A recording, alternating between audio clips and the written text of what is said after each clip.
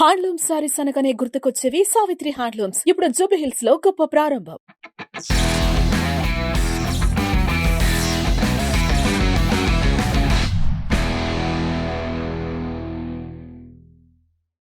వంశీ పెడుతున్న ప్రొడక్ట్స్ మీద చాలా హై ప్రైజ్లు ఉన్నాయి అన్న టాపిక్ వస్తుంది. అవును, కానీ దాని రాబడి తక్కువ ఉంటది కాబట్టి 100% ప్రైజెస్ ఉంటాయి. అది అర్థం ఇప్పుడు నార్మల్ గా టమాటాలు బయట కొంటే మీకు 10 రూపాయలు ఉంటే ఈడ 100% 30-40 ఉంటది. అసలు కెమికల్ వాడరు, అందులో పెస్టిసైడ్స్ లేవు, కంప్లీట్ న్యాచురల్, జీరో పెస్టిసైడ్స్. కాబట్టి వాడు పండించేది తక్కువైనా వాడు ఎక్కడ కూడా 1% కాంప్రమైజ్ అవుతలేడు. నాకు ఎక్కడ మంచిగా అనిపించింది అంటే వాడు పికిల్స్ పెట్టిండే ఫస్ట్ లో, మామూలు టేస్ట్ లేకుండే, స్వీట్లు మామూలు టేస్ట్ లేకుండే. తర్వాత మనకి ఒక 1 మంత్ తర్వాతనేమో మనకి వీళ్ళు కరెక్ట్ ఆయిల్స్ వాడుతున్నారో లేదా అని డౌట్ వచ్చింది అంతే. ఎవరికి? వంశీకి ఫుల్ సప్లై చేసే వాళ్ళు ఎక్కడికో సేల్స్ అని డౌట్ వస్తే ఆపేసిండు వాడు. డౌట్ తోనే అంటే నేను అడిగిన ఏంది వంశీ అంటే డౌట్ కదా, డౌట్ అంటే నాకు కొంచెం అంటే తెలిసిపోయింది అసలు డౌట్ తో కూడా నాకు వద్దు, ప్యూర్ ఇచ్చేటోళ్ళు ఉన్నారు, టేస్ట్ అటు ఇటు అయినా ఏమైనా కూడా వాళ్ళతో పోతా అని చెప్పి. కానీ ఇంకొక మేజర్ కామెంట్ నేను మొత్తం ఇంటర్వ్యూస్ తర్వాత మిమ్మల్ని చేసిన తర్వాత కొన్ని నెలల తర్వాత చూసాను ఏంటంటే, ఈ ఇద్దరు బ్రదర్స్ వాళ్ళ సెల్ఫ్ వరల్డ్ ఒకటి క్రియేట్ చేసుకొని అందులో సెల్ఫ్ లవింగ్ గా వాళ్ళని వాళ్ళు ప్రేమించుకుంటూ బతికేస్తున్నారు. వీళ్ళు చేసే తప్పుల్ని కూడా వీళ్ళు సపోర్ట్ చేసుకుంటున్నారు, వీళ్ళ డెసిషన్స్ వీళ్ళు సపోర్ట్ చేసుకుంటున్నారు, రియాలిటీలో బతకట్లేదు అన్నది ఎక్కువ విన్నా నేను. What is your comment on that? అంటే వీళ్ళు బతకగలుగుతున్నారు, మేము బతకలేకపోతున్నామన్నా? వాళ్ళకి అట్లా బతకాలనే లేదా? వాళ్ళకి అట్లా బతకాలి ఉండని. నేను ఎప్పుడు కూడా వాళ్ళు తప్పు అనలేదు కదా.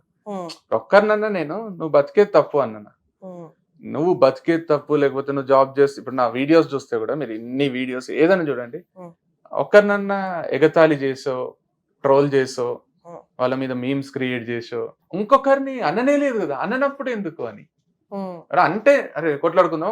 కొందరు కమెంట్స్ కి కూడా రిప్లై ఇస్తారు. వాళ్ళు ఏమన్నా అంటే నీ బతుకు చూసుకోరా అని రిప్లై ఉంటది. అప్పుడు ఒక మాట పెంచుకోమనండి. మాదే కరెక్ట్, మేము బతికేదే కరెక్ట్, మాలానే బతకాలి, బతకంటిది. ఇప్పుడు దాంట్లో బ్రహ్మానందం ఉంటాడు చూడు, ఒక్క రోజున నాలా బతకబుద్ధి అవుతుంది కదరా అని అన్ని కలుపుకొని తింటాడు చూడు. అట్లా నేను ఎప్పుడు చేయలేదు కదా. ఇప్పుడు నేను ఒకవేళ అన్ని కలుపుకొని తింటున్నానేమో, కానీ వాళ్ళకి తినిపిస్తలేను కదా అంటున్నాను. నీ లైఫ్ నీది, నా లైఫ్ నాది, ఎందుకు నవ్వుతూ బతకూడదు అంటే వీళ్ళు ఎందుకు అంటే మీరు బాధ వచ్చినప్పుడు కూడా ఎట్లా నవ్వుతున్నా నవ్వకూడదు మీరు? ఫర్ ఎగ్జాంపుల్ ఇప్పుడు కెమెరామెన్ కూడా చెప్పిండు 2019 లో ఇంటర్వ్యూ ఇచ్చింది, మొత్తం నేను ఇంటర్వ్యూ అంతా చూసిన అన్న 2.5 hours ఉంటుంది.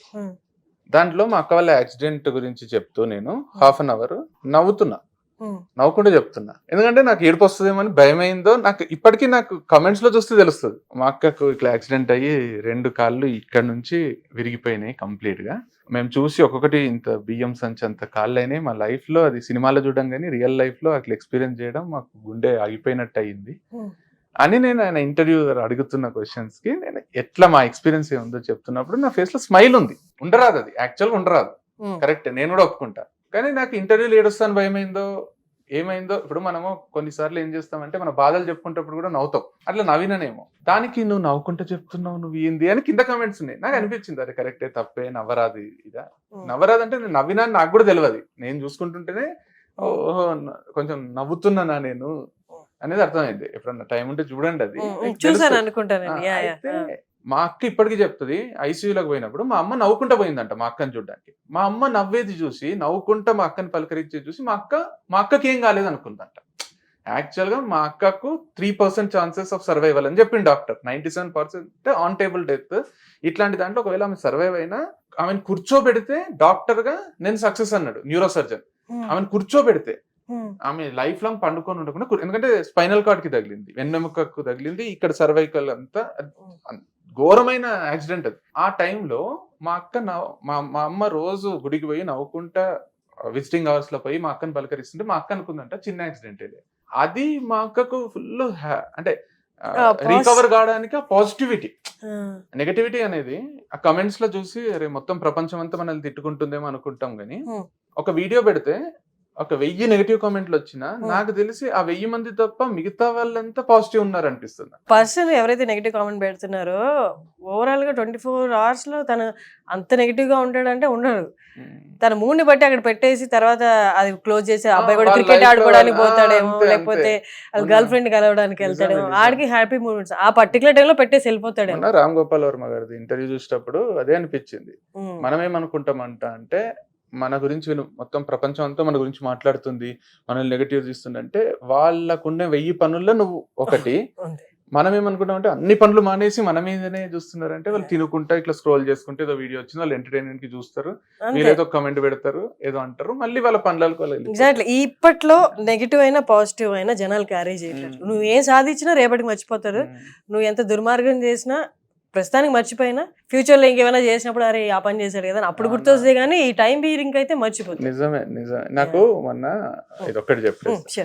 నేను నిన్న మొన్న వంశీతో మాట్లాడుతూ ఇప్పుడు కాదు కానీ మనం చనిపోయినాక మనకు ఫుల్ మన వీడియోస్ అన్ని వైరల్ పోతాయి, అప్పుడు చూస్తారు, అప్పుడు ఇంత గొప్ప గొప్ప చెప్పిండ్రా అన్నట్టు అప్పుడు పాత వీడియోస్ అన్ని వైరల్ పోతాయి అంటే మా తమ్ముడు అన్నాడు. అంతే సీన్ ఏం లేదు.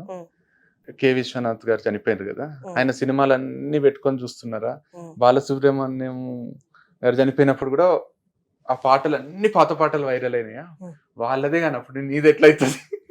అంత అన్ని చూడలేదు కానీ విశ్వనాథ్ గారు బాలసుబ్రహ్మణ్యం గారు చాలా మంది డైలీ రొటీన్ లో వాళ్ళ మాటలు వినడం, వాళ్ళ పాటలు వినడం. వాళ్ళు బతుకున్నప్పుడు కూడా విన్నారు కదా, చనిపోయినప్పుడు ప్రత్యేకంగా వాళ్ళ మీద ఎక్కువ అభిమానం వచ్చి ఎక్కువ చేయడం అనేది చనిపోతే మనకు వాల్యూ పెరుగుతుంది అని భ్రమల అది మేబీ కొన్ని రోజుల్లో చనిపోయిన విషయం కూడా మర్చిపోయి వాళ్ళ లైఫ్ లలో వాళ్ళు పోతారు అనే ఎగ్జాంపుల్. ఇప్పటికీ మీరు ఊర్లలోకి వెళ్తే చాలా మందికి బాలసుబ్రహ్మణ్యం గారు చనిపోయారని తెలియదు.